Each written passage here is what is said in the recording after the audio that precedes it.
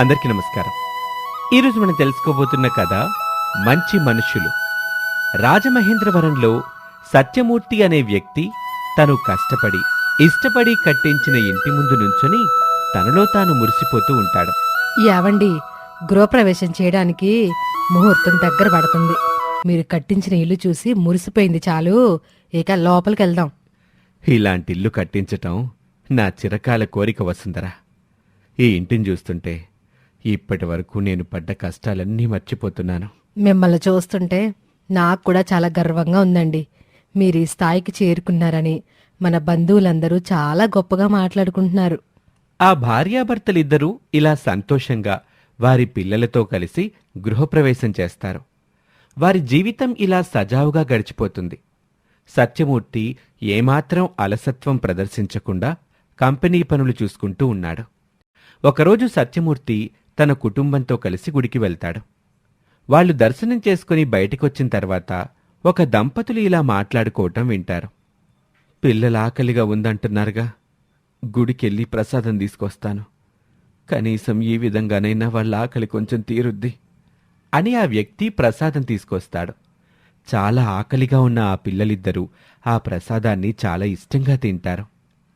పిల్లలకి కనీసం తిండి కూడా పెట్టలేకపోతున్నాం. మన జీవితాలు ఇలా తలకిందులయ్యాయి ఏంటండి? పిల్లల్ని ఏదైనా అనాథ శరణాలయంలో చేర్పిస్తే వాళ్లకు కనీసం కడుపు నిండా తిండైనా పెడతారు. ఏం మాట్లాడుతున్నారండి? పిల్లలు బావుండాలంటే మనకి మరొక దారి లేదు తులసి. వారి సంభాషణను వింటున్న సత్యమూర్తి, వసుంధర, మీరు చాలా కష్టాల్లో ఉన్నట్టున్నారు. ఏమైంది? అవునండి, మాది ఆత్రేయపురం. ఈ మధ్యొచ్చిన వరదల వల్ల మా పంటలు పూర్తిగా నాశనమయ్యాయి. అప్పు తీర్చలేకపోవటం వల్ల బ్యాంకు వాళ్ళు మా ఇంటిని స్వాధీనం చేసుకున్నారు. పని కోసం నేను చెయ్యని ప్రయత్నం లేదు, కానీ నాకెక్కడా పని దొరకలేదండి. వాళ్ల దీనస్థితిని చూసిన సత్యమూర్తి, వసుంధర జాలిపడి, మీకు అభ్యంతరం లేకపోతే మీకు నా ఇంట్లో గుమాస్తా ఉద్యోగం ఇస్తాను. అది నా అదృష్టంగా భావిస్తానయ్య గారు. మీకు నేనెప్పటికీ రుణపడుంటాను. ఇలా రాఘవయ్య సత్యమూర్తి ఇంట్లో గుమాస్తాగా పనిచేస్తూ తన కుటుంబాన్ని పోషిస్తూ ఉంటాడు. ఒకరోజు సత్యమూర్తికి బావ వరసైన శివరాం, అతని భార్య ఇంటికొస్తారు. బావా, మా అబ్బాయిని కాలేజీలో చేర్చాలి. కాలేజ్ ఫీజు కట్టడానికి ఓ 20,000 తక్కువైంది. మీరా డబ్బేమైనా కొంచెం సర్దుబాటు చేస్తారా? ఇంత మొహమాటంగా అడుగుతావేంటి బావా, ఇప్పుడే తీసుకొస్తాను అని డబ్బు తీసుకొచ్చి ఇస్తాడు. మా పిల్లల చదువు కొనసాగుతుందంటే దానికి కారణం మీరే అన్నయ్య గారు. ఈ మాత్రం దానికే అంత పెద్ద మాటలెందుకు కళ్యాణి? ముందు భోజనం చేద్దారండి.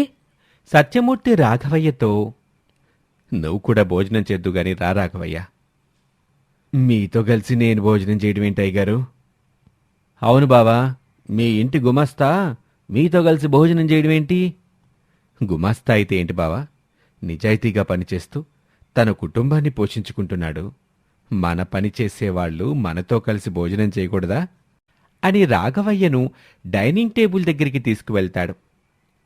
ఈ విధంగా సత్యమూర్తి రాఘవయ్యను పనివాడిలా కాకుండా కుటుంబ సభ్యుడిలా గౌరవిస్తాడు. కొన్ని రోజులు గడుస్తాయి. రాఘవయ్య, ఈరోజు మా అమ్మాయి దీక్ష పుట్టినరోజు. సాయంత్రం ఫంక్షన్కి నీ కుటుంబ సభ్యుల్ని తీసుకొనిరా. అలాగే అయ్యగారు. రాఘవయ్య తన భార్య పిల్లలతో కలిసి పుట్టినరోజు ఫంక్షన్కు వెళ్తాడు. Happy birthday Deeksha. Thank you Yamuna. నా చెల్లెలి బర్త్డే కూడా ఈరోజే దీక్ష. అవునా, హ్యాపీ బర్త్డే యమునా. అయితే మీరిద్దరూ కలిసి కేక్ కట్ చేయండి యమునా అని దీక్ష, యమునలతో కేక్ కట్ చేయిస్తారు. ఇలా సత్యమూర్తి, అతని భార్య రాఘవయ్యకు, అతని కుటుంబానికి చాలా విలువిస్తారు. ఇంటికి తిరిగొచ్చిన తర్వాత, డబ్బున్నవారు వాళ్ళ దగ్గర పనిచేసే వారి మీద అజమాయిషీ చేయడం చూశాను, కానీ వీళ్ళవి కొంచెం కూడా కల్మషం లేని మనసులు. అవును తులసి, వాళ్ళెప్పటికీ ఇలా సంతోషంగా ఉండాలి. వాళ్ళు బావుంటే మనలాంటి చాలా మంది జీవితాలు బావుంటాయి. ఇలా 12 సంవత్సరాలు గడుస్తాయి. సత్యమూర్తి ఆస్తి 10 పెరుగుతుంది. ఒకరోజు సత్యమూర్తి కొడుకు వరుణ్, నాన్నా, మనం ఈ ఇంటికొచ్చి చాలా కాలమైంది. ఇప్పుడు మన దగ్గర కోట్ల డబ్బుంది. ఎంతకంటే పెద్దిల్లు కట్టించుకుందా నాన్న? నేను ఈ ఇంటిని చాలా ఇష్టంగా కట్టించుకున్నాన్రా. ఈ ఇంటిని నా విజయానికి తొలిమెట్టుగా భావిస్తాను. నా జీవితాంతం ఇదే ఇంట్లో ఉండాలనేది నా కోరికరా. అందుకే ఇంతకాలం నేను మరొక ఇల్లు కట్టించలేదు అని ఆ ఇల్లు అంటే తనకి ఎంతిష్టమో తన కొడుక్కి చెప్తాడు సత్యమూర్తి. ఇంతలో ఊరి నుండి తన మేనత్త శాంతమ్మ వస్తుంది. సత్యం, నీ చిన్నతనంలో మీ నాన్న అమ్మిన పొలం ఇన్నాళ్ళకి అమ్మకానికి వచ్చింది. నువ్వు ఆ పొలం కొనుక్కుంటావా సత్యం? ఆ ఊర్లో నాన్న చాలా కష్టాలు పడ్డారు. నాకదంతా గుర్తు తెచ్చుకోవటం ఇష్టం లేక ఇన్నేళ్ళు నేను మళ్ళీ ఆ ఊరికి రాలేదు. ఆ పొలం కొనుక్కొని మళ్ళీ పాత విషయాలు గుర్తు చేసుకోవటం నాకు ఇష్టం లేదత్తా.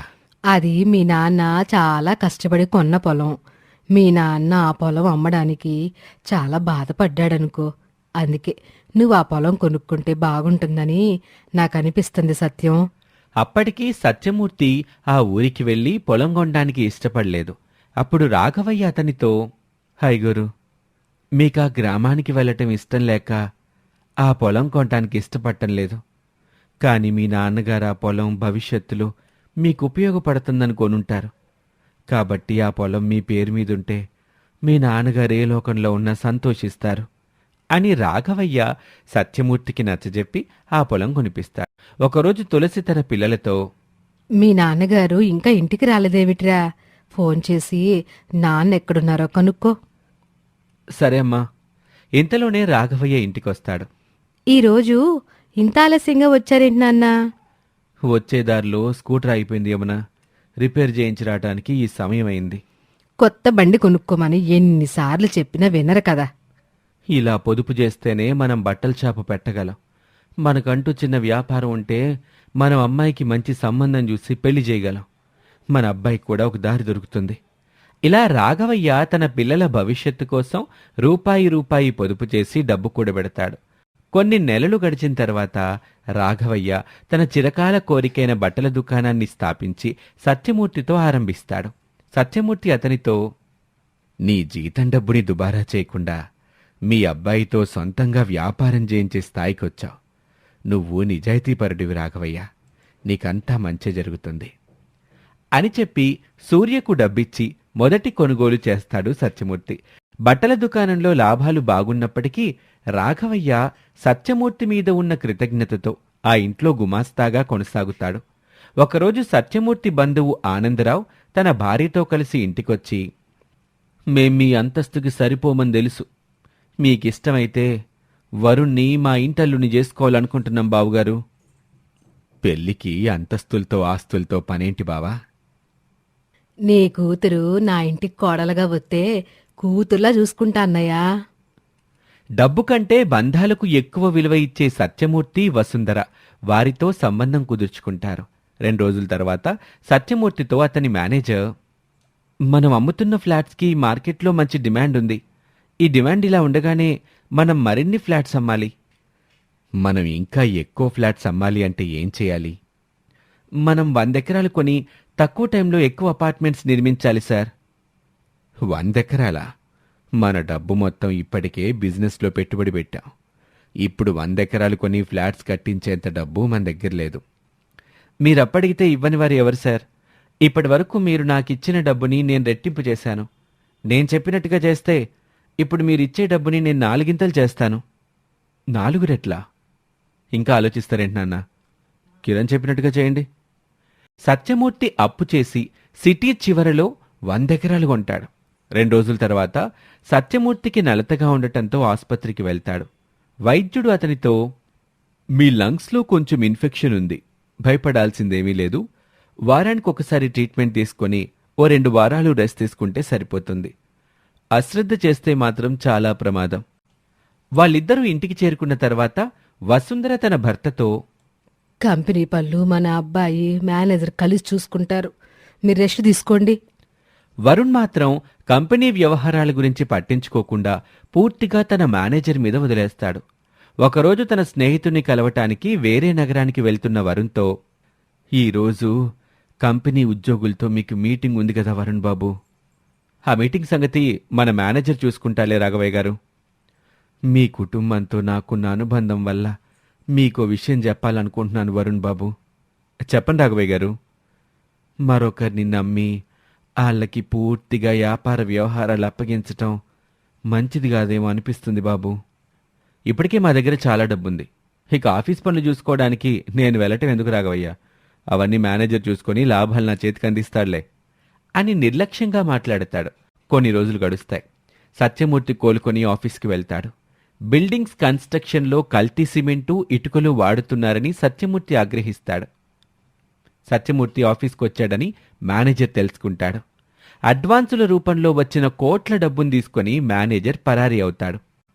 కిరణ్ మనల్ని చాలా మోసం చేశాడు వసుంధరా అని జరిగిందంతా చెప్తాడు సత్యమూర్తి. అయినా వాడి చేతిలో అంత డబ్బు ఎలా పెట్టారు నాన్నా? అదేంటి వరుణ్, అతనికి డబ్బివ్వమని నువ్వు కూడా నాతో చెప్పావు కదా. ఇలాంటి మనుషులుంటారని నాకు తెలియదు కాబట్టి నేను అతనికి డబ్బివ్వమన్నాను. కాని మీరిలాంటి మోసగాళ్ళు చాలామందిని చూసుంటారు కదా. మీరతనికి డబ్బివ్వకుండా ఉండాల్సింది నాన్నా అని తన తండ్రిని తప్పుపడతాడు వరుణ్. తప్పు వరుణ్, మనం ముగ్గురం కలిసే వ్యాపారంలో పెట్టుబడి పెట్టాలని నిర్ణయించుకున్నాం. అవునన్నయ్య, ఇలాంటి పరిస్థితుల్లో మనం నాన్నకి తోడుగా ఉండి ధైర్యం చెప్పాలి తప్ప ఇలా మాట్లాడి ఆయన్ని బాధ పెట్టకూడదు. ఇల్లు నాణ్యతలు లేవని అడ్వాన్సులిచ్చిన వారికి తెలిసిపోతుంది. దాంతో వాళ్ళందరూ సత్యమూర్తి ఇంటి ముందు గొడవ చేస్తారు. సత్యమూర్తి వారి దగ్గరకు వెళ్ళగా, మేమేదోన నమ్మకంతో నా 20 ఏళ్ల సంపాదనతో మీరు గట్టిస్తున్న ఇల్లు కొన్నాను. నా కూతురికి కట్నంగా ఇస్తానన్న ఆ ఇల్లు కూలిపోవటంతో పీటల దాకా వచ్చిన తన పెళ్లి ఆగిపోయింది. మన కష్టాలు వీళ్ళకెలా అర్థమవుతాయి? ఇలాంటి వాళ్ళు ఎన్ని మోసాలు చేసినా కాపాడ్డానికి పోలీసులు, లాయర్లు ఉంటారు. ఆ ధైర్యంతోనే వీళ్ళు మనలాంటి మధ్యతరగతి వాళ్ళని మోసం చేసి ఇంకా ఇంకా ధనవంతులవుతున్నారు. అయ్యో, ఆయన అలాంటి వాళ్ళు కాదండి, కొంచెం శాంతించండి. నేను నమ్మిన నా ఉద్యోగి సమయం చూసుకొని నన్ను మోసం చేశాడు. కాని నేను మిమ్మల్ని మోసం చెయ్యను. మీలో ఏ ఒక్కరికి అన్యాయం జరగదు. ఫ్లాట్లు కొనుక్కోటానికి మీరిచ్చిన డబ్బుని నేను తిరిగి చెల్లిస్తాను అని తన ఆస్తుల్నమ్మి ఆ మధ్యతరగతి కుటుంబీకులకు డబ్బు చెల్లించాలి అనుకుంటాడు సత్యమూర్తి. ఆడిటర్ అన్ని లెక్కలు వేసి, వారికి డబ్బు చెల్లించాలంటే మీ ఆస్తులు మొత్తం అమ్మాల్సిందే సార్. కానీ మీరు కోపగించుకోను అంటే మీకొక విషయం చెప్తాను. చెప్పండి. చట్టంలో ఉన్న లొసుగుల్ని అడ్డుపెట్టుకొని మీరీ కేసు నుంచి తప్పించుకోవచ్చు. ఇప్పుడున్న పరిస్థితుల్లో అలా చేయటమే మీకు మీ కుటుంబానికి మంచిది. సొంతిల్లు కట్టించుకోవాలనేది ప్రతి మధ్యతరగతి కుటుంబీకుడికి ఉండే కల. నేను ఈ ఇంటిని కట్టించినప్పుడు ప్రపంచాన్నే గెలిచినట్టుగా ఆనందించాను. ఆ ఆనందాన్ని కొన్ని వేల మంది మధ్యతరగతి వాళ్ళకి దూరం చేసి నేను పాపం చేయలేను. సత్యమూర్తి భార్య కూడా అతను తీసుకున్న నిర్ణయాన్ని గౌరవిస్తుంది. తన ఆస్తులతో పాటు ఇల్లు కూడా అమ్మితే తప్ప అప్పులు తీరవని సత్యమూర్తికి అర్థమవుతుంది. సత్యమూర్తి తన బావ ఆనందరావు దగ్గరికి వెళ్ళి, నా ఆస్తి మొత్తం పోయినా నేను తట్టుకోగలను. కాని ఆ ఇంటిని మాత్రం నాకు దూరం కాకుండా కాపాడు బావా. నువ్వు వ్యాపారంలో డబ్బు పోగొట్టుకొని ఇప్పుడు నన్ను సాయం చేయమంటే ఎలా బావా? మా అబ్బాయికి నీ కూతురికి పెళ్లి జరిగితే నీ కూతురు ఆ ఇంట్లోనే ఉంటుంది కదా బావా. మా కోసం కాకపోయినా నీ కూతురి కోసమైనా ఆ ఇల్లు విడిపించు బావా. నా కూతురుని నీ కొడుక్కిచ్చి పెళ్లి చేస్తానని ఇంకా ఎలా అనుకుంటున్నావు బావా? అదేంటి బావా, వాళ్లకు పెళ్లి చేయాలని మనం సంబంధం కూడా కుదుర్చుకున్నాం గదా. అప్పుడు నీ దగ్గర డబ్బుంది కాబట్టి నా కూతుర్ని మీ అబ్బాయికిచ్చి పెళ్లి చేయాలనుకున్నాను. నీ ఆస్తులు ఎప్పుడైతే పోయాయో ఈ సంబంధం కూడా అప్పుడే తప్పిపోయింది. ఆ మాటలకు సత్యమూర్తి బాధపడి ఇంటికి తిరిగొస్తాడు. జరిగిందంతా తన భార్యతో చెప్తాడు. ఇక చేసేదేమీ లేక తన ఇంటితో పాటు తన ఆస్తులన్నీ అమ్మి వాళ్ళందరికీ డబ్బు చెల్లిస్తాడు. సత్యమూర్తి తన పిల్లల వైపు చూస్తూ, ఆస్తులు అమ్మేశాను, నా మీద మీకు కోపంగా ఉందా? లేదు నాన్నా, మీ కూతురుగా చాలా గర్వపడుతున్నాను. మన ఆస్తి పోయినా మీరు చేసిన పని వల్ల ఎన్నో కుటుంబాలు రోడ్డున పడకుండా ఉన్నాయి. వరుణ్ మాత్రం సత్యమూర్తి తీసుకున్న నిర్ణయానికి కోపంగానే ఉంటాడు. ఏది శాశ్వతం కాదయ్యగారు. ఈ కష్టకాలం కూడా మీకు శాశ్వతం కాదు. ఇక్కడి నుంచి మళ్ళీ పుంజుకునే శక్తి, తెలివి మీకుందయ్యా. మీ పరిస్థితి నయమయ్యేంత వరకు మా ఇంట్లో ఉండండి అయ్యగారు అని వాళ్ళని తన ఇంటికి తీసుకువెళ్తాడు. వసుంధర సత్యమూర్తితో మాట్లాడుతూ, మనం చేసిన మంచి మనకి తిరిగొస్తుందని మన పెద్దలు ఊరికి అనలేదండి. రాఘవయ్య కష్టాల్లో ఉన్నప్పుడు మీరతనికి ఉద్యోగం ఇచ్చి ఆదుకున్నారు. ఇప్పుడు మనం కష్టకాలంలో ఉన్నప్పుడు రాఘవయ్య మనకి ఆసరా ఇచ్చాడు. అవును వసుంధర, మన నాటిన మొక్క చెట్టై నాకు నీడనిచ్చింది. అంటే మనం ఎప్పటికీ ఇంట్లోనే ఉండాలా? మళ్ళీ మన ఇల్లు మనం కొనుక్కునే మార్గం లేదా? ఆ ఇంటిని నేను చాలా కష్టపడి కట్టించాను వరుణ్. ఆ ఇంటిని మళ్ళీ కొనాలని నాకు మాత్రం లేదనుకుంటున్నావా? అప్పులు తీర్చిన తర్వాత నా దగ్గర 6 లక్షల డబ్బు మిగిలింది. ఈ మధ్యే గట్టి దెబ్బతిన్నానుగా. కొంతకాలం తర్వాత నేనేదైనా వ్యాపారం ఆరంభిస్తాను. మీ దగ్గర 6 లక్షలున్నాయా? అయితే ఆ డబ్బు నాకివ్వండి. ఏడాదిలోనే కొన్ని కోట్లు సంపాదిస్తాను. ఆ మాటలకు సత్యమూర్తి ఆశ్చర్యపోయాడు. 6 లక్షలతో ఏడాదిలో కోట్లు సంపాదిస్తావా? ఇలా ఒక్కసారిగా డబ్బు సంపాదించాలనుకోవటం వల్లే చాలా కష్టాలొస్తాయి. ఇంతకీ ఆ డబ్బుతో నువ్వేం చేయాలనుకుంటున్నావు వరుణ్? అదంతా మీకెందుకు నాన్నా? నా మాట విని ఆ డబ్బు నాకివ్వండి. కొన్ని నెలల్లోనే మనకు పూర్వ వైభవం వచ్చేలా నేను చేస్తాను. తక్కువ కాలంలో ఎక్కువ డబ్బొస్తుందని ఆశపడి మనం ఈ పరిస్థితికొచ్చాం. మళ్ళీ మనం అదే తప్పు చెయ్యొద్దు. నిజాయితీగా మన ప్రయత్నం మనం చేద్దాం వరుణ్. నాకంత ఓపిక లేదు నాన్న. నాకు ఆ డబ్బిస్తారా, లేదంటే నన్ను చావమంటారా? అలాంటి మాటలు మాట్లాడబాకురా. నాన్నగారు చెప్పేది విను. ఇద్దరూ కలిసి వరుణ్కి నచ్చజెప్పటానికి ఎంత ప్రయత్నించినా వరుణ్ తన ఆలోచనని మార్చుకోడు. చేసేది లేక సత్యమూర్తి వరుణ్కి డబ్బిస్తాడు. వరుణ్ ఆ 6 లక్షలు స్టాక్ మార్కెట్లో పెట్టుబడిగా పెడతాడు. వారం రోజుల తర్వాత వరుణ్ వాళ్ళిద్దరితో, నాన్నా, ఈ వారం రోజుల్లో మీరిచ్చిన 6 లక్షల్ని 8 లక్షలు చేశాను. అంటే అప్పుడే 2 లక్షల లాభం. నువ్వు ఆడుతున్న వైకుంఠపాలి ఆటలో నిచ్చెన్లు మాత్రమే కాదురా, పాములు కూడా ఉంటాయి. వరుణ్, నేను చెప్పేది విని వెంటనే డబ్బు సంపాదించాలనే ఆలోచన విడిచిపెట్టు.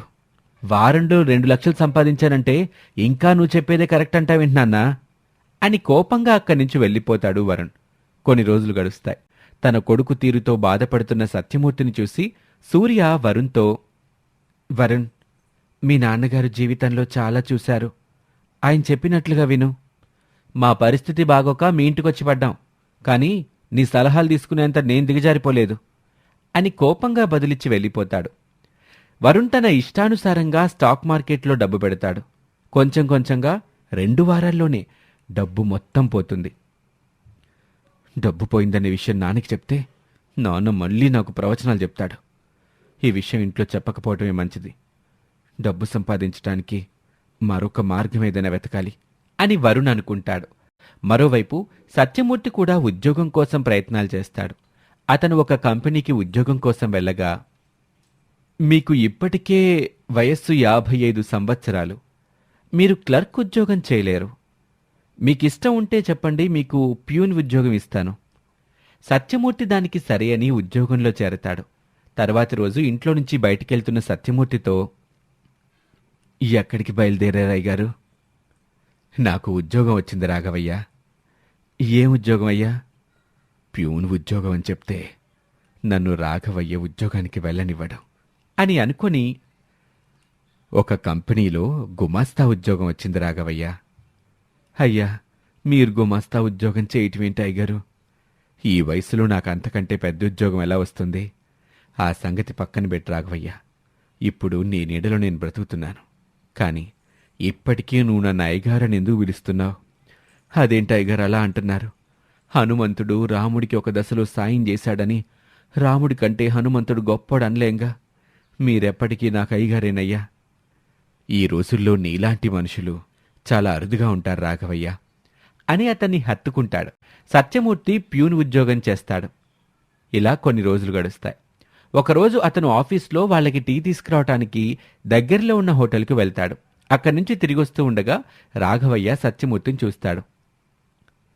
మీరు టీ తీసుకెళ్తున్నారేంటయ్య గారు? ఇంతలో ఆఫీస్లో పనిచేస్తున్న ఉద్యోగి అక్కడికొచ్చి, హే ప్యూన్, టీ తీసుకురమ్మని చెప్తే ఇక్కడేం చేస్తున్నావు? వెళ్ళందరికీ టీ ఇవ్వు అని కసురుకొని వెళ్ళిపోతాడు. గుమాస్తా ఉద్యోగం చేస్తున్నానని మీరు చెప్తే ఫ్యాన్ కింద కూర్చొని పని చేస్తున్నారనుకున్నానయ్యా. కానీ మీరు ప్యూన్ ఉద్యోగం చేస్తున్నారా? మీరు కొన్ని వందల మందికి జీతాలు ఇచ్చారు. మీ వల్ల చాలామంది జీవితాలు బాగుపడ్డాయి. అట్లాంటి మీరిట్ట మాటలు పడ్డా నేను చూడలేకపోతున్నానయ్యా. పైకి నవ్వుతూ ఉంటున్నా మీరు కూడా ఈ ఉద్యోగం చేయటానికి బాధపడుతున్నారని నేను అర్థం చేసుకోగలనయ్యా. గొంతెండిపోయినవాడు దొరికిన దాంతో దాహం తీర్చుకోవాలి తప్ప అమృతం కోసం ఆరాటపడకూడదు రాఘవయ్య. వీలైతే పరిగెత్తాలి, లేదంటే నడవాలి. అది కూడా కుదరకపోతే పాకాలి. ఇప్పుడు నేను చేస్తుంది కూడా అదేలే రాఘవయ్య. నేను నా హద్దు దాటుతున్నానయ్యా. మీరేమనుకున్నా సరే మీరు ఈ ఉద్యోగం చేయడానికి నేను ఒప్పుకోనయ్య గారు. మీరేదైనా పని చెయ్యాలనుకుంటే మన బట్టల షాప్ క్యాష్ కౌంటర్ దగ్గర కూర్చోండి. అది కాదు రాఘవయ్య, నేను చెప్పేది విను. ఇంక మీరేం చెప్పినా నేను విన్నయ్య గారు అని సత్యమూర్తిని అక్కడి నుంచి తీసుకెళ్లి తన షాప్ కౌంటర్లో కూర్చోబెడతాడు. సరే రాఘవయ్య, నేను నువ్వు చెప్పినట్టు ఈ పనే చేస్తాను. కానీ ఇది కష్టం లేని పని. నువ్వీ పనికి తగిన జీతం మాత్రమే నాకివ్వాలి. అందుకు రాఘవయ్య సరే అంటాడు. అప్పట్నుంచి సత్యమూర్తి అక్కడే పనిచేస్తాడు. ఒకరోజు రాత్రి సూర్య ఇంటికి రాకపోవడంతో తులసి అతనికి ఫోన్ చేస్తుంది. సూర్య, ఇంకా ఇంటికి రాలేదేమిట్రా? సూర్య మీకేమవుతాడు? సూర్య మా అబ్బాయి. వాడికి ఏమైందండి? మీ అబ్బాయి ఏటీఎంలో 3 లక్షలు దొంగతనం చేశాడు. మీ అబ్బాయిని అరెస్ట్ చేసి సెల్లో పెట్టాం. మా అబ్బాయి దొంగతనం చేయడం ఏంటండి? ఆడలాంటి వాడు కాదు. మీరేమైనా తెలుసుకోవాలంటే స్టేషన్కి రండి అని ఫోన్ కట్ చేస్తాడు. పక్కనే ఉన్న కుటుంబీకులకు కూడా ఈ విషయం తెలుస్తుంది. సత్యమూర్తి, రాఘవయ్య కలిసి పోలీస్ స్టేషన్కి వెళ్తారు. నువ్వు దొంగతనం చేయడం ఏంట్రా? అసలేం జరిగింది? నన్ను క్షమించండి నాన్న. సూర్యతో ఎక్కువసేపు మాట్లాడడానికి పోలీసులు అనుమతించరు. స్టేషన్ నుండి బయటకొచ్చిన తర్వాత సూర్య దొంగతనం చేశాడంటే నేను నమ్మను రాఘవయ్య. సూర్య ఏదో దాస్తున్నట్లు నాకు అనిపిస్తుంది. మీ నమ్మకం నిజం నాన్న. ఆ దొంగతనం చేసింది సూర్య కాదు, నేను. ఏమంటున్నావురా? అవునన్నా, మీరిచ్చిన 6 లక్షలు నేను స్టాక్ మార్కెట్లో పోగొట్టాను. అయినప్పటికీ నాకు వేగంగా డబ్బు సంపాదించాలని అత్యాసపోలేదు. ఏటీఎంలో డబ్బు దొంగతనం చేశాను. పోలీసులు నన్ను వెంబడించటం చూసిన సూర్య నన్ను తప్పించటానికి తను లొంగిపోయాడు అని జరిగిందంతా చెప్తాడు. నన్ను క్షమించండి రాఘవయ్య గారు. నేను తప్పు చేయటం వల్ల సూర్య మీద నింద పడింది. కానీ పోలీసులకు నిజం చెప్పి నేను చేసిన తప్పుని సరిదిద్దుకుంటాను. అందుకే ఇక్కడికి వచ్చాను. ఇప్పటికైనా నీకు బుద్ధొచ్చింది. వెంటనే పోలీసుల దగ్గరికి రా. వద్దయ్య గారు, నా కొడుకుని పోలీసులు అరెస్టు చేస్తే దాని గురించి ఎవరూ మాట్లాడుకోరు. కానీ మీ అబ్బాయిని జైల్లో పెడితే ఈ సమాజంలో మీకున్న గౌరవం పోతుంది. ఈ కారణంగానే మీ అబ్బాయిని తప్పించి సూర్య పోలీసులకి లొంగిపోయి ఉంటాడు. సూర్య తను చేయని తప్పుకి శిక్ష అనుభవించటం సరికాదు రాఘవయ్య. పోలీసులకు నిజం చెప్పి వరుణ్ణి వాళ్ళకప్పగిద్దాం. సూర్యకి మీ కుటుంబం మీద కృతజ్ఞత భావం ఉంది. ఆడు చేసిన పనికి నేను గర్వపడుతున్నాను అయ్యగారు. ఈ విషయాన్ని ఇక్కడితో వదిలేద్దాం అని రాఘవయ్య పోలీసులకి నిజం చెప్పుకోవటానికి ఒప్పుకోడు. పోలీసులు తర్వాతి రోజు సూర్యని కోర్టులో ప్రవేశపెడతారు. కోర్టు సూర్యకి 6 నెలల జైలు శిక్ష విధిస్తుంది. సూర్య చేసిన త్యాగం వల్ల వరుణ్లో మార్పొస్తుంది. అప్పట్నుంచి సూర్య అత్యాశకి పోకుండా 25,000 జీతానికి ఉద్యోగం చేస్తాడు. 6 నెలల తర్వాత సూర్య జైలు నుంచి విడుదలవుతాడు. తన అన్నయ్యను కాపాడడానికి నిందను తన మీద వేసుకున్న సూర్యపై దీక్ష అభిమానం పెంచుకుంటుంది. సూర్య, రాఘవయ్య, సత్యమూర్తి కలిసి బట్టల షాపుని నిర్వహిస్తూ ఉంటారు. సత్యమూర్తి కేవలం నెల జీతం మాత్రమే తీసుకుంటాడు. ఇలా 1 ఏడాది గడుస్తుంది. సత్యమూర్తి తన భార్యతో, మన ఇంటిని మనం దక్కించుకోవాలంటే 2 సంవత్సరాలలో 1,20,00,000 బ్యాంకుకు చెల్లించాలి. కానీ వరుణ్ సంపాదనతో కలిపి ఈ ఏడాది మన సంపాదన 5 లక్షలు కూడా లేదు. నేను బ్రతికుండగా మనం ఆ ఇంటికి వెళ్తాం అనిపించటం లేదు వసుంధర అని సత్యమూర్తి కంటతడి పెట్టుకుంటాడు. ఏంటండి ఆ మాటలు? గది బయట ఉన్న రాఘవయ్య, సూర్య వాళ్ళ మాటలు విని బాధపడతారు. తరువాతి రోజు వాళ్ళిద్దరూ సత్యమూర్తితో, ఇన్ని రోజులు మీరు నవ్వుతూ ఉండడం చూసి సంతోషంగా ఉన్నారని నేను అనుకున్నాను. కానీ మీ మనసులో ఎంత బాధ దాగుందో మాకర్థమైంది. మీరు నెల జీతం మాత్రమే తీసుకుంటే ఆ ఇంటిని మళ్ళీ కొనడం కష్టమై గారు. అందుకే మన వ్యాపారంలో వచ్చే లాభాల్లో సగభాగం మీరు తీసుకోండి అయ్యగారు అని చెప్పి సత్యమూర్తిని ఒప్పిస్తాడు. నాన్న, ఎన్ని రోజులు మనం నడిచాం. ఇప్పుడు పరిగెత్తాల్సిన సమయం వచ్చింది. ఇప్పుడు మనం ప్లెయిన్ చీరలు, టీషర్ట్లు మాత్రమే అమ్ముతున్నాం. బట్టల వ్యాపారంలో చాలా ఆధునికత వచ్చింది. మన దగ్గరున్న డబ్బుని పెట్టుబడిగా ఒక ప్రింటింగ్ మెషిన్, ఎంబ్రాయిడరీ మెషిన్ కొనుగోలు చేసి ఆ చీరలు, టీషర్ట్ల మీద అందమైన డిజైన్స్ వేస్తే అమ్మకాలు మరింత పెరుగుతాయి నాన్న అని వాటికి కావాల్సిన మెషిన్స్ కొనుగోలు చేసి టీషర్ట్ల మీద అందమైన డిజైన్లను ముద్రిస్తారు. సూర్య ఆ టీషర్ట్లను కాలేజీలకి తీసుకువెళ్లి అమ్ముతాడు.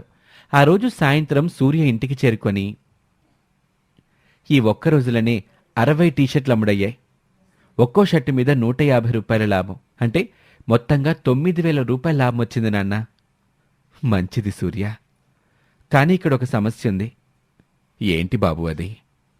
నన్ను లేడీస్ కాలేజీలకి వెళ్ళనివ్వరు. దానివల్ల మన చీరలు, ఓనీల సేల్స్ మీద ప్రభావం పడే అవకాశం ఉంది. అయితే లేడీస్ కాలేజీలకు నేను వెళ్ళి చీరలు సేల్ చేస్తాను. పక్కనే ఉన్న సూర్య చెల్లెలు యమున, మనమిద్దరం కలిసే వెళ్దాం దీక్ష. సత్యమూర్తి, రాఘవయ్య కలిసి చీరలకు ఎంబ్రాయిడరీ డిజైన్లు వేస్తారు. దీక్ష, యమున కలిసి లేడీస్ కాలేజ్కి వెళ్లి చీరలమ్ముతారు. వ్యాపారంలో లాభాలు బాగా వస్తున్నా బ్యాంకుకి డబ్బు చెల్లించటానికి గడువు తక్కువగా ఉండటంతో సత్యమూర్తి ఒత్తిడికి లోనవుతాడు. ఇది గమనించిన రాఘవయ్య, హైగారు, మనమిలా లాభాల్ని పంచుకుంటే ఏడాది కాలంలో మీకు కావాల్సిన డబ్బు సమకూరటం చాలా కష్టం. నా వంతు లాభాలు కూడా మీరే తీసుకోండి అయ్యగారు. రాఘవయ్య, కృతజ్ఞతకి కూడా ఒక హద్దుండాలి. మీరా ఇంటిని ఎంత కష్టపడి గట్టించుకున్నారో నాకు తెలుసయ్యా. మీరా ఇంట్లో మునుపట్ల సుఖంగా ఉండటమే నా లక్ష్యం కూడా. నేనా ఇంటిని దక్కించుకోలేకపోతే నా జీవితంలో ఓడిపోయినట్లే. అందుకే నువ్వు చెప్పిన దానికి నేను కాదనలేకపోతున్నాను. నీ సాయం నేనెప్పటికీ మర్చిపోలేను రాఘవయ్య. ఇలా మరికొన్ని రోజులు గడుస్తాయి. ఒకరోజు రాత్రి చాలా ఆలస్యంగా ఇంటికొచ్చిన సూర్యతో, నేను నిన్ను అవమానించినా అదంతా మనసులో పెట్టుకోకుండా నేను చేసిన తప్పుకి నీ మీద నింద వేసుకుని జైలుకి వెళ్ళా. ఇప్పుడు మా ఇంటిని బ్యాంకు నుంచి విడిపించటానికి ఇంత కష్టపడుతున్నావు. నువ్వు, నీ కుటుంబం చాలా గొప్పది సూర్య. ఇక నుంచి నేను నైట్ షిఫ్ట్లో ఉద్యోగం చేసి పగలు నీతో పాటు వస్తాను అని సూర్యతో కలిసి వరుణ్ కూడా బట్టలమ్ముతూ అతని భారాన్ని తగ్గిస్తాడు. ఇక రాత్రి ఇంటికొచ్చిన తర్వాత నలుగురు వాళ్ళు ఎంత వ్యాపారం చేశారో మాట్లాడుకునేవాళ్ళు. రోజులు గడిచే కొద్దీ సూర్య, దీక్ష మధ్య చనువు పెరుగుతుంది. వ్యాపారంలో చాలా మంచి లాభాలు వస్తాయి. ఇలా మరో 10 నెలలు గడుస్తాయి. ఓ రోజు సత్యమూర్తి రాఘవయ్యతో, ఇప్పుడు మన దగ్గర 90 లక్షలు మాత్రమే ఉన్నాయి రాఘవయ్య. ఆ ఇల్లు విడిపించటానికి మనకింకో 30 లక్షలు కావాలి. కానీ 20 రోజుల్లో 30 లక్షలు సంపాదించటం ఎలా అయ్యగారు? అదే నాకు అర్థం కావటం లేదు రాఘవయ్య. వ్యాపారం చేసి ఇంత తక్కువ సమయంలో 30 లక్షలు సంపాదించలేం. మనం ఏదైనా బ్యాంకులో లోన్ కోసం ప్రయత్నించటం మంచిది. అవును సూర్య, మనకదొక్కటే దారి మిగిలింది. ఇక నలుగురు కలిసి బ్యాంకుకు వెళ్తారు. మీ వ్యాపారం బాగున్నప్పటికీ మీకు 30 లక్షలు ఇవ్వటం కుదరదు. మీకు 10 లక్షల లోన్ మాత్రమే ఇవ్వగలం. ఫార్మాలిటీస్ అన్నీ ఫినిష్ చేసి ఆ 10 లక్షలు ఇవ్వటానికి 2 నెలలు పడుతుంది. వాళ్ళు ఎన్ని బ్యాంకులకి తిరిగినా అందరూ దాదాపుగా ఇదే సమాధానం చెప్తారు. ఇలా కొన్ని రోజులు గడుస్తాయి. ఇల్లు కొనటానికి మరో 2 రోజులు మాత్రమే గడువుంది. 2 రోజుల్లో 30 లక్షలు ఎలా వస్తాయి? ఇంత కష్టపడ్డా మన ఇంటిని దక్కించుకోలేకపోయాం అని కంటతడి పెట్టుకుంటాడు సత్యమూర్తి. మన ప్రయత్నం మనం చేశాం, బాధపడకండి అయ్యగారు. ఇంతలో ఊరి నుండి సత్యమూర్తి మేనత్త అక్కడికి వస్తుంది. ఊర్లో నువ్వు కొన్న మీ నాన్న పొలం పక్కన రహదారి రాబోతుంది. ఆ స్థలం విలువలు బాగా పెరిగాయి. ఆ డబ్బు నీకు ఉపయోగపడొచ్చని నీకు చెప్దామని వచ్చాను. అది విని అందరూ చాలా సంతోషిస్తారు. ఎంత మంచి విషయం చెప్పావత్తా. నా ఇల్లు మళ్ళీ నది కాబోతుంది. సత్యమూర్తి రాఘవయ్యతో కలిసి గ్రామానికి వెళ్లి ఆ పొలాన్ని వడ్డీ వ్యాపారికి తాకట్టు పెట్టి 30 లక్షలు తీసుకుంటాడు. 1,20,00,000 రూపాయలు బ్యాంకుకు చెల్లించి తన ఇంటిని విడిపించుకుంటాడు. దాంతో సత్యమూర్తి, రాఘవయ్య కుటుంబ సభ్యులు చాలా సంతోషిస్తారు. ఆ సందర్భంలో సూర్య, దీక్ష చాలా చనువుగా మాట్లాడుకోవటం రాఘవయ్య గమనిస్తాడు. వాళ్ళిద్దరూ ఒకరిని ఒకరు ఇష్టపడుతున్నారని రాఘవయ్యకి అర్థమవుతుంది. రాఘవయ్య సూర్యతో, సూర్య, నువ్వు సత్యమూర్తి గారి అమ్మాయి దీక్షని ఇష్టపడుతున్నావని నాకు అర్థమయ్యింది. ప్రస్తుతం వాళ్ళ స్థాయి మన స్థాయి ఒకటే కావచ్చు, కానీ ఒకప్పుడు మనకి తినడానికి గతిలేని రోజుల్లో వాళ్ళు మనల్ని ఆదుకున్నారు. అందుకే ఇప్పుడు మనం ఇట్టా సంతోషంగా ఉన్నాం. అందుకే వాళ్ళని మనం ఎప్పటికీ యజమానుల్లాగానే చూడాలి. నేను చెప్పింది నీకు అర్థమైందిగా? అర్థమైంది నాన్న అని చెప్పి దీక్ష మీద తనకున్న ప్రేమని చంపుకుంటాడు. 2 రోజుల తర్వాత దీక్ష సూర్యకి తన ప్రేమ విషయం తెలియచేస్తుంది. దీక్ష, నీ మీద నాకెప్పుడూ అలాంటి ఉద్దేశం లేదు. నా ప్రవర్తన వల్ల నీకలా అనిపించుంటే నన్ను క్షమించు. సూర్య తనను తిరస్కరించడంతో దీక్ష చాలా బాధపడుతుంది. మంచి ముహూర్తం చూసుకొని సత్యమూర్తి కుటుంబ సభ్యులు గృహప్రవేశం చేస్తారు. మళ్ళీ మీకు మంచి రోజులొచ్చాయి. మునుపట్ల మీ ఇంట్లో సంతోషంగా ఉండండి అయ్యగారు. నా ఇల్లు కాదు రాఘవయ్య, మన ఇల్లు. ఏమంటున్నారు అయ్యగారు? అవును రాఘవయ్య, ఈ ఇంటిని మన ఇద్దరి పేరు మీద రిజిస్టర్ చేయించాను. నువ్వు డబ్బివ్వకపోతే నేను ఈ ఇంటిని కొనగలిగేవాన్నా చెప్పు. అంతేకాదు, ఊళ్ళో ఆ పొలం కొనటానికి నన్ను ఒప్పించింది కూడా అప్పుడు నువ్వే. ఇక మీ కుటుంబం కూడా మాతో పాటు ఇక్కడే ఉండండి. మేం మీతో కలిసి ఈ ఇంట్లో ఉండటం ఏంటి అయ్యగారు? ఇక నువ్వు నన్ను అయ్యగారు అని పిలవకూడదు, బావగారు అని పిలవాలి. రాఘవయ్య ఆశ్చర్యంగా చూస్తాడు. దీక్షను పెళ్లి చేసుకోవటం ఇష్టం లేదని సూర్యతో ఎందుకు చెప్పించావు రాఘవయ్య? సూర్యకలా చెప్పమని చెప్పింది నువ్వేనని నాకు తెలుసు. కాలం కలిసి రాక మీకు మా ఇంట్లో ఉండాల్సిన పరిస్థితి వచ్చిందయ్యా. అంతే తప్ప మేం మీ స్థాయికి ఎట్టా సరిపోతాం. అందుకే సూర్యకి మీ అమ్మాయి అంటే ఇష్టం ఉన్నా ఇష్టం లేదని నేనే చెప్పించాను. నేను నీకు సాయం చేసినట్టుగానే నా బంధువులకి కూడా సహాయం చేశాను. కాని నాకు కష్టం వచ్చినప్పుడు ఎవ్వరూ నన్ను ఆదుకోలేదు. కాని నేను నీకు చేసిన సహాయాన్ని గుర్తుపెట్టుకుని నువ్వు నాకు అంతకు మించిన సాయం చేశావు. అలాంటి నీతో సంబంధం కలుపుకుంటే నా స్థాయి పెరుగుతుందే తప్ప తగ్గదు రాఘవయ్య. నా మాట కాదనకు. పిల్లలిద్దరికీ పెళ్లి చేద్దాం రాఘవయ్య. అవునన్నయ్య గారు, వాళ్ళిద్దరి పెళ్లికి ఒప్పుకోండి. దాంతో రాఘవయ్య వాళ్ళ పెళ్లి కొప్పుకుంటాడు. వరుణ్, యమునలకి కూడా ముడివేసి కుండ మార్పిడి వివాహాలు చెయ్యాలి అనుకుంటారు. కొన్ని రోజుల తర్వాత 2 జంటలకి వైభవంగా పెళ్లి జరిపిస్తారు. కొంతకాలం తర్వాత సత్యమూర్తి గ్రామంలో తాకట్టు పెట్టిన తన తండ్రి పొలాన్ని కూడా విడిపిస్తాడు. అందరూ కలిసి అదే ఇంట్లో సంతోషంగా జీవిస్తారు. ఇది వాల్టి కథ. మా కథ మీకు నచ్చితే లైక్ చేయండి, మీ ఫ్రెండ్స్తో షేర్ చేయండి. అలాగే ఈ కథ మీకు ఏ విధంగా అనిపించిందో కామెంట్ రూపంలో తెలియచేయండి. ఇలాంటి ఆసక్తికర కథల్ని మీరు మిస్ చేసుకోకూడదు అంటే మా ఛానల్ని సబ్స్క్రైబ్ చేసుకొని ఆ పక్కనే ఉన్న బెల్ ఐకాన్ని క్లిక్ చేయటం మర్చిపోకండి. Thank you for watching.